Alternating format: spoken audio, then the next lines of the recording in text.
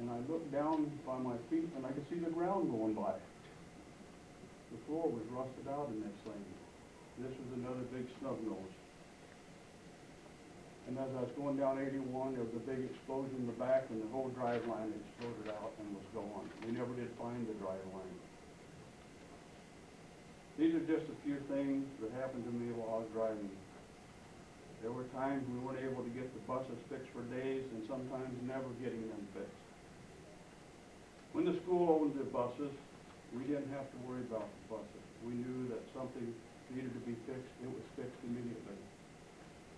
We always had good tires, not like the recaps that were put on the back of these buses shortly after the buses were sold to this company. My decision not to drive this year, when I was told it was the driver's fault. Another thing was when, the other thing that was said, they so much as called me a liar when I asked to have things fixed. And that hurt me real bad. I would only hope the board will not renew this contract and take the buses back. I realize that will be a terrific expense.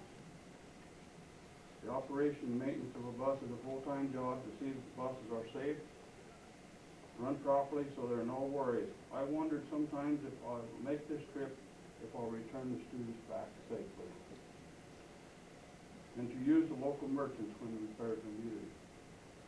It must remember that we as bus drivers are carrying the most valuable cargo in the world. Even more, in my opinion, more valuable than the President of the United States. These students are a very valuable cargo. I want to thank you for your time and hope you will consider what I said in your decision when that contract vote comes. Thank you. Thank you. We're going to have that as a discussion item later tonight if you want to stick around. It'll probably be an hour or so before we get there. Okay. That will be a discussion item at that time. Okay. I just have one question. Was the governor of our state denied coming to speak to the students this meeting? I don't know that he was ever asked, and Mr. Flock approached us about it, and we're just not interested in any political assemblies right now. So if our principals feel like it's something they want for their buildings, then we'll go out and pursue that ourselves. We're not going to have outside people coming in and getting speakers for us. Okay. Thank you very much. Thank you. Any other input?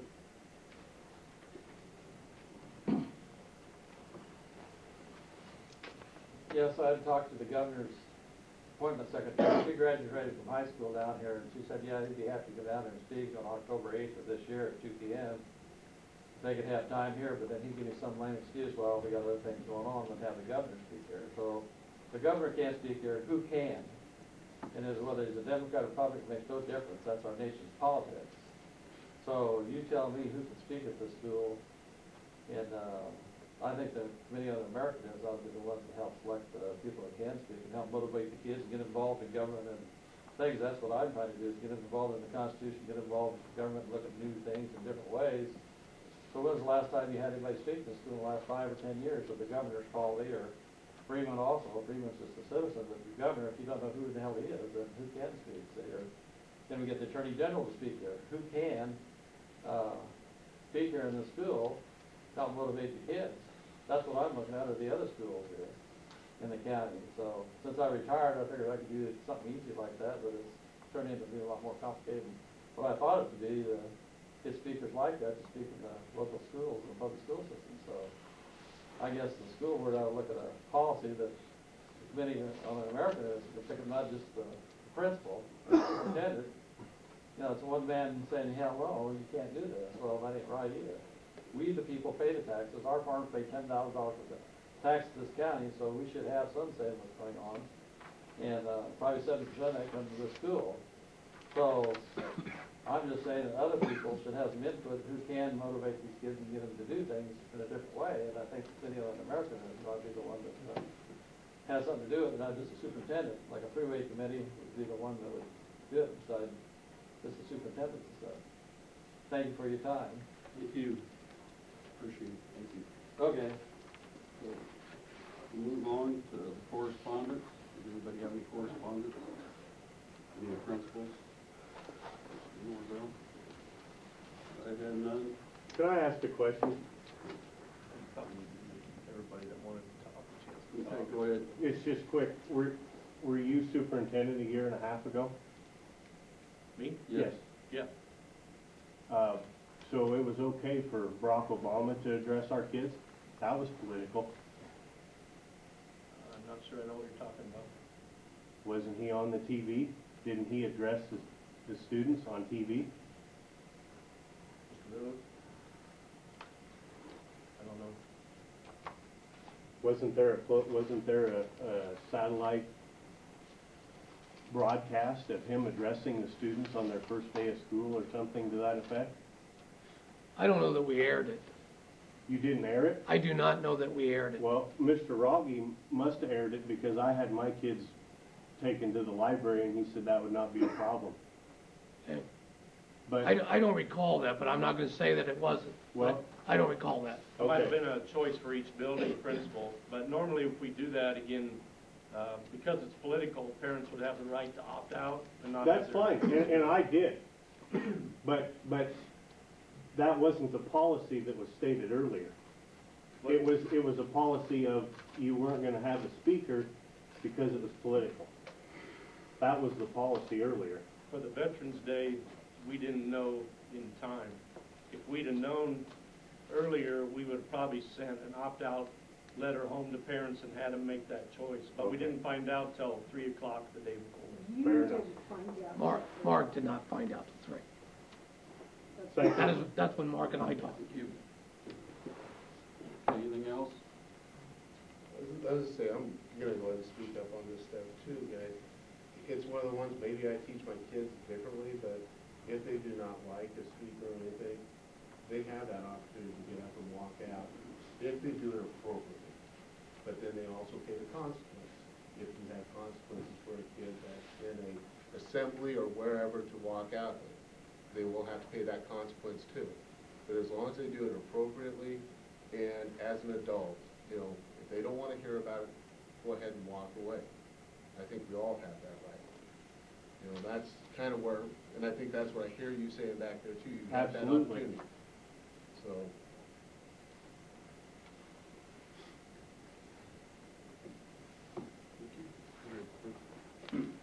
I guess, excuse me, go here, but, I really can't say anything more than what Al did, but, I feel that the quality of our buses has really dropped in the last 4 to 5 years, and if we can financially afford it, I'd rather see it come on bus.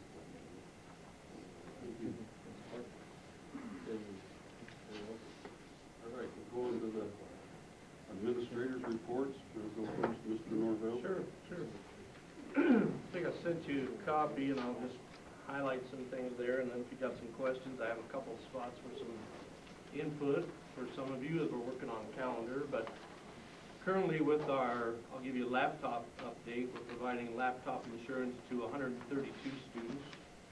I think we have about $4,500 in our student insurance account. So after one semester, we've had one incident so far where we've basically a badly damaged computer. It was a $719 repair. The student paid 10% for that first incident, and we paid the rest, but that's been the only claim after one semester. So I don't know if that's good, bad, or if I need more to come, but I just thought I'd give you an update.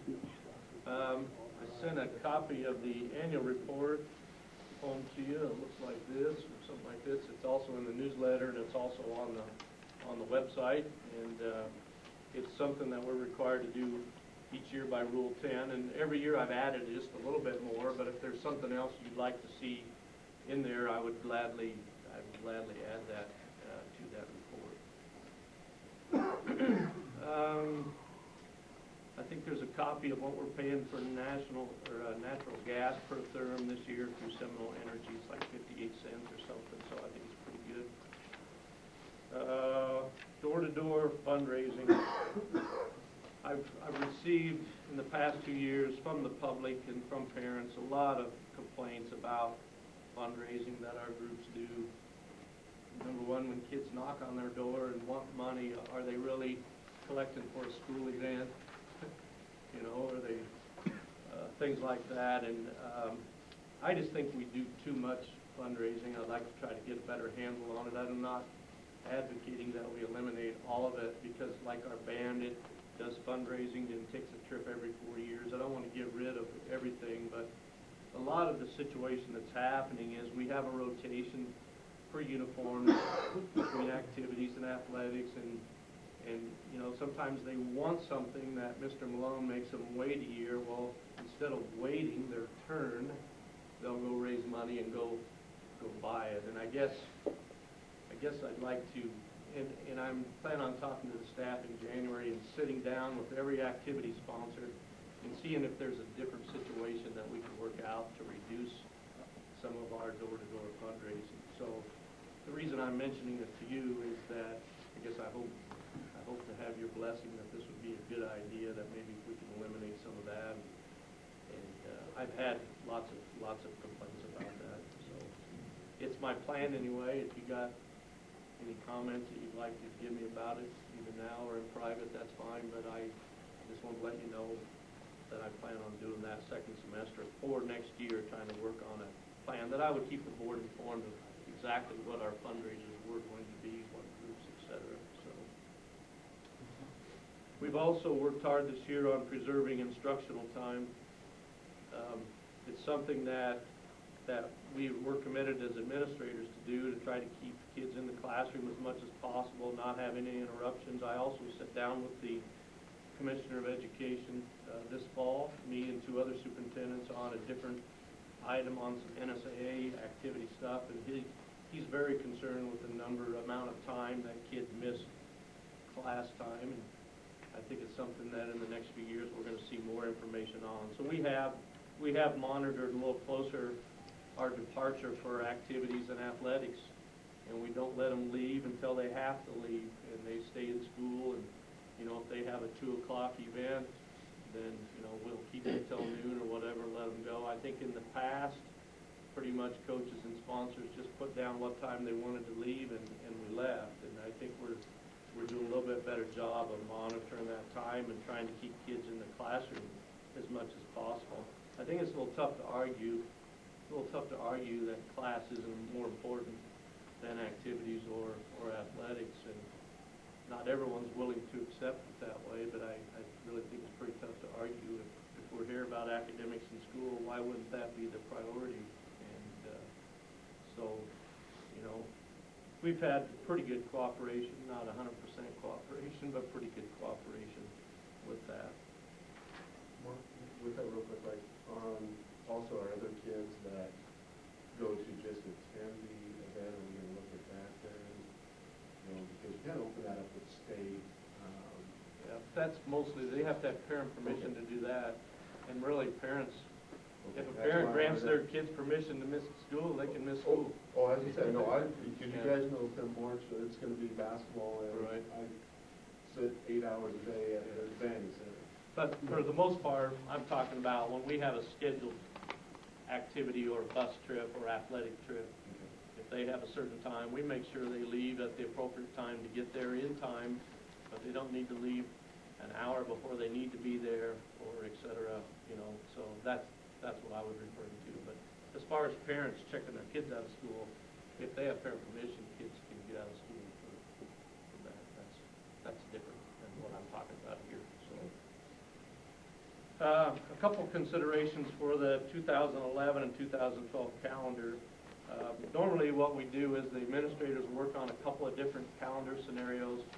We take them to our staff in January, we take them to the steering committee, and then we'll propose something to the board in about February, March. And of course, the board ultimately approves our calendar, or sends it back to us and says, you know, figure out something else, whatever. But we're looking at a couple different things I want to talk to you about right now.